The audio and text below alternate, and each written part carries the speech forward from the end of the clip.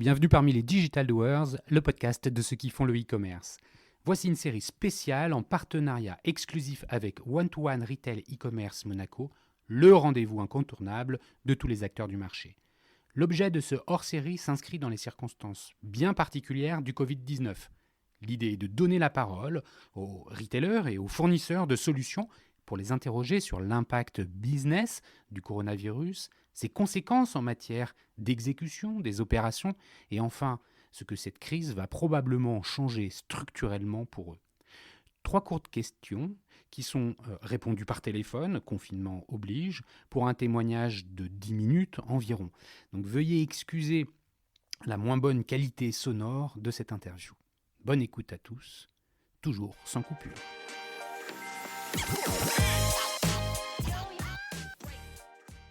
Bonjour, aujourd'hui nous recevons Karine Schrenzel, cofondatrice de ShopInvest et CEO des 3 Suisses qu'elle a racheté il y a un peu plus d'1 an maintenant.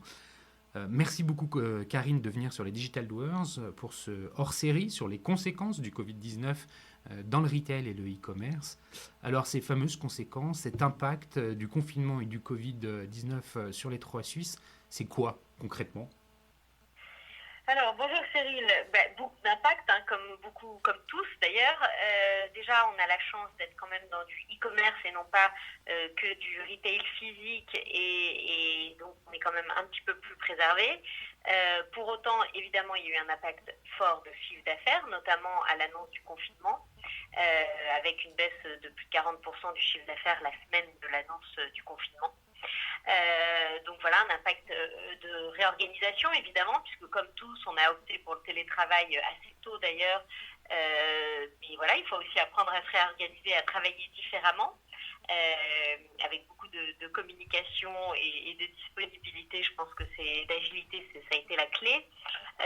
Et puis, bien sûr qu'il y aura aussi un impact plus global et plus long terme, je pense tant sur la marge, puisque la logistique, on a du mal à suivre, il y a parfois des surcoûts importants dans le transport, dans la logistique, on offre aussi la livraison à domicile. Ouais, alors attends, avant que tu rentres plus dans le détail sur comment tu fais, tu notes un point important, c'est 40% de baisse de chiffre d'affaires de façon quasi immédiate, qui est maintenu depuis l'annonce, hein, ces 40%. Non. Non. Ça a remonté un peu. Ça remonte progressivement de jour en jour, on voit une amélioration progressive, mais voilà, il y a eu un net coup d'arrêt le week-end de l'annonce du président de la République du confinement et heureusement une remontée progressive qui est encore en train de se faire et qu'on surveille heure par heure. Mais malgré tout, t'es pas revenu à un niveau avant Covid. Pas encore. Et comment tu fais pour justement réamorcer la pompe? Est-ce que c'est parce que tu avais mis en rachetant les 3 Suisses, hein, tu avais refondu quand même globalement la relation client, tu avais co-construit la nouvelle version des 3 Suisses avec les clientes existantes. Est-ce que aujourd'hui c'est un asset sur lequel tu t'appuies pour en période de crise finalement maintenir une activité commerciale?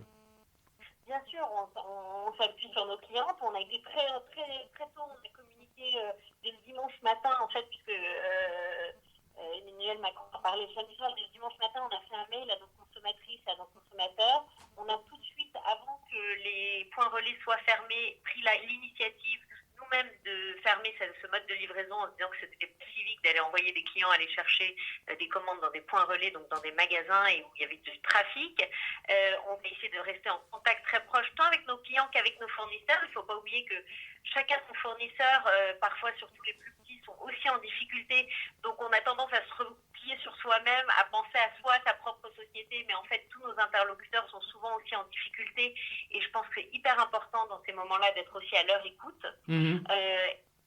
Pardon ? Oui, bien sûr. D'ailleurs, tu parles des fournisseurs. Est-ce que ça a un impact hyper fort sur l'assortiment du site ou pas ? Alors, pour l'instant, on arrive encore à s'en sortir parce qu'en fait, nous, on avait prévu un peu plus de stock en voyant en fait ce qui se passait en Asie. On avait un peu anticipé ce point-là, mais clairement, aujourd'hui, on a plus de la moitié qui sont fermés, qui sont dans l'incapacité de nous livrer. Donc évidemment, vu qu'on ne sait pas jusqu'à quelle période ça va durer, Ouais, il y a des Évidemment, on risques. peut arriver dans une situation plus compliquée en termes de produits. Mais là aussi, le virage qu'on avait quand même entrepris d'avoir beaucoup plus de made in France et de local, je pense sera très bénéfique parce que déjà, on n'aura pas à attendre les circuits longs de l'Asie le jour où on reprend.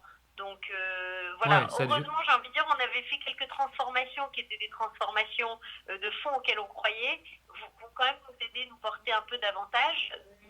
Mais bien sûr, on est comme tous dans des situations où en plus on tient un petit peu sur un fil côté logistique.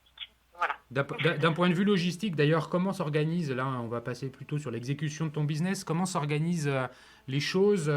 Tu as un centre logistique qui dessert toute la France. Est-ce que les équipes sont en mode dégradé, moins nombreuses? Comment ça se Ouais. passe? Alors, et je me permets d'en profiter, si possible, pour remercier évidemment toute l'équipe qui est hyper soudée, mais surtout l'équipe logistique qui va travailler tous les matins pour faire partir les colis, parce que je trouve ça admirable et je les remercie encore. Je leur dis souvent, mais je leur redis, j'en profite. T'as raison. Et on le dit jamais trop. Et donc c'est vrai qu'ils sont en équipe très réduite et pour autant ils arrivent à faire partir un nombre de colis incroyable. Donc ça, je les en remercie vu le manque de gens qu'il y a de présence. On a évidemment adapté leurs conditions de travail, etc., pour qu'il y ait plus d'espacement, pour que les gants, la protection, etc. Mais pour autant, il faut quand même du courage d'aller tous les matins, se lever, faire nos colis. Donc ça part. Évidemment, on a parfois un petit peu de retard puisqu'on est moins nombreux. Je pense que les consommateurs aujourd'hui le comprennent. Ouais. Puis après, on a un deuxième enjeu, c'est le transport. Oui. Et là, il faut que les transporteurs aussi puissent livrer et on voit que là aussi il y a des ralentissements. Mais comme tu le disais, je pense que vraiment aujourd'hui les consommateurs ne nous tiennent pas rigueur s'ils sont livrés 24 heures ou 48 heures un petit peu plus tard que normal, on va dire. Donc voilà, pour l'instant ça tient. En termes justement de transport, habituellement tu travailles avec combien de transporteurs différents et aujourd'hui il y en a combien actifs? On travaille habituellement avec 5 transporteurs et aujourd'hui nous en avons 2. Ah, allô? Oui, Ouais. on travaille avec 5 transporteurs et aujourd'hui nous en avons 2. 2, ok. Oui, je ne sais pas s'il y a une petite coupure, pardon. Voilà. Ouais, il y a une petite coupure de réseau, hein, c'est pas toujours facile. Dis-moi, en termes d'acquisition, j'imagine que la stratégie a été revue et corrigée au vu des circonstances. Comment ça se passe? Alors, d'acquisition d'entreprise, tu parles ou Non, non, de non, non, quoi? non, je parle d'acquisition client en fait. Comment tu fais la promotion D'accord. de tes produits Ouais, aujourd'hui? alors bien sûr, d'abord on s'est adapté. On a eu un petit moment aussi. Je pense que je disais, les gens me disaient, mais qu'est-ce qu'on fait, qu'est-ce qu'il faut faire? Et en fait, on va avancer en marchant et marcher en avançant parce que là, personne ne sait exactement ce qu'il faut faire. On a interrompu tout notre programme de newsletter au début en disant, c'est pas le moment, on n'a pas envie d'entendre parler de nouveaux produits, de nouveautés. Là, c'est plutôt, voilà, on communique d'abord autour de ce qui se passe. On prend la parole sur le Covid, qui est aujourd'hui quand même ce qui concerne le plus les gens. Puis au fur et à mesure, on a recommencé à parler de produits. On a souvent changé aussi le type de produit, parce qu'en fait, il y a beaucoup de produits qui sont plus adaptés au fait d'être chez soi. Et puis, alors, on a eu un gros sujet, parce qu'on avait le catalogue qui était dans les starting blocks, notre deuxième catalogue qu'on ressortait, qui devait être livré. Et là aussi, on a pris la décision de le retarder un petit peu dans les boîtes aux lettres, parce qu'on pensait que c'était pas forcément le meilleur moment. Et donc, les gens l'auront dans leur boîte aux lettres courant avril, mais pas comme on l'avait prévu initialement il y a à peu près une semaine. Ouais, je comprends. En termes de service client, le télétravail permet de maintenir un niveau de service? Oui, alors pareil, je pense qu'il y a une certaine vigilance. On essaie d'être vraiment, je pense que là-dessus l'équipe est très soudée, tout le monde met la main à la pâte, mais on arrive à répondre aux demandes. On a dû quand même réduire un petit peu les horaires pour la téléphonie, pour répondre au téléphone. Mhm. Et puis on répond à l'ensemble des mails, parfois de la même façon. Il peut y avoir un petit décalage. Normalement, on traite très rapidement nos emails. Là, parfois, on peut attendre 24 heures, mais globalement, on répond à toutes les questions par email. Et la téléphonie, on a été obligé de réduire en effet les horaires pour pouvoir s'adapter à la taille de l'équipe. En matière de chômage partiel, est-ce que vous avez eu recours à ce dispositif-là? Oui, malheureusement, y est un petit peu tous obligés en ce moment. En tout cas, nous, on l'a été. Comme je te disais, il y a eu un arrêt quand même assez net de l'activité. Et puis après, il y a des contraintes réelles qui sont qu'un acheteur, quand plus de la moitié de ses fournisseurs sont fermés et qu'il n'a plus d'interlocuteurs, il est aussi un petit peu bloqué dans ce qu'il peut faire. Quand on travaillait sur de la com ou du catalogue et qu'on n'en fait plus, ça n'a pas de sens. Enfin voilà, il y a tout un tas de choses qui forcément, aussi tout l'environnement, et nos partenaires et nos prestataires, qui font que évidemment on est aussi un petit peu au ralenti comme beaucoup de nos partenaires, fournisseurs et autres. Ouais, je comprends.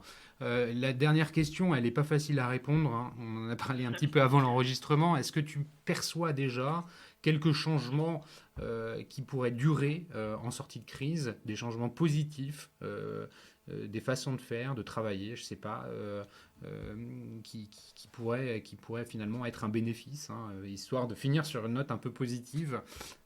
Oui. Alors on dit toujours il y avait un avant, il y aura un après. Je pense qu'en tout cas, ce qui est sûr, c'est que dans le positif, d'abord, on voit que des boîtes comme les nôtres, qui sont quand même très agiles, sont plutôt, ont réussi à vite s'adapter, à vite prendre des mesures, à vite changer des modes de livraison, à vite changer nos modes de travail et à garder une belle communication entre les équipes. Donc ça, c'est pour moi quelque chose que je retiens de très positif. Et de même, je me dis, est-ce qu'on arrivera à garder aussi cet élan d'entraide? Ce serait bien, tant au sein de l'équipe, on favorise tous les jours, et encore plus forte que vis-à-vis de nos partenaires et que vis-à-vis tout simplement d'un élan civique. Aujourd'hui, on parlait par WhatsApp avec l'équipe et on se disait, là, on a trouvé des initiatives pour faire livrer plusieurs centaines de masques à des hôpitaux. Tout le monde était génial, attends, moi je m'occupe du transport, toi tu t'occupes de ceci. Enfin, tout le monde était hyper enthousiaste et tout le monde a participé voilà, les différents hôpitaux où on pouvait livrer, attends, je contacte l'hôpital. Voilà, donc il y a cet élan civique et d'entraide. Et j'espère qu'on arrivera à le garder même après cette période. Écoute, merci pour ce petit mot de la fin. Merci encore pour cet échange et puis d'avoir partagé avec nous ce retour d'expérience qui est très riche hein, sur les conséquences du Covid sur le business des trois Suisses. Merci à vous tous qui écoutez les Digital Doers dans cette période de confinement. Merci à Comexposium, hein, l'organisateur de l'événement One-to-One Retail e-commerce de Monaco, d'avoir permis à mes invités et aujourd'hui à Karine Schrenzel de prendre la parole, partager leurs témoignages. Et puis, si vous avez envie de me laisser des commentaires ou de m'envoyer des messages, rendez-vous sur le site lesdigitaldoers.com. À bientôt, Karine. Merci Cyril, à bientôt et bon courage à tous. Merci. À bientôt. Au revoir.